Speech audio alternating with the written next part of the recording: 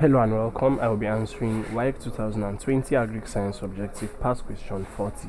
Rickets in farm animals can be controlled by A. Feeding carbohydrates to the animals, B. Feeding animals with quality grasses and legumes, C. Adding yeast and vegetables to animal feed, D.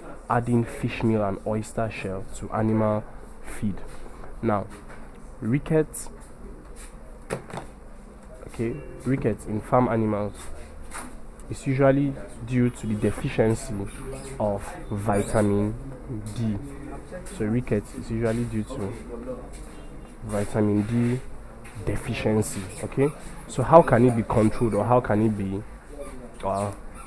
curtailed? Now, option A says feeding carbohydrates to the animals. Now, carbohydrates are not a rich source of vitamin D, so this is not the answer to the question. Okay, option B says feeding animals with quality grasses and legumes. Now, legumes and grasses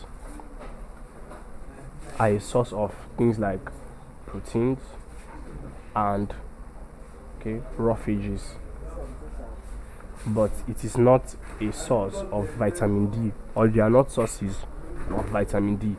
So option B is not the answer to the question. Now, option C says yeast and vegetables. Now, yeast and vegetables are also not rich sources, are not rich sources of vitamin D, so it is not the answer to the question. Now, option D says adding fish meal and oyster to animal feed.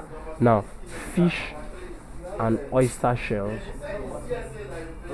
are rich sources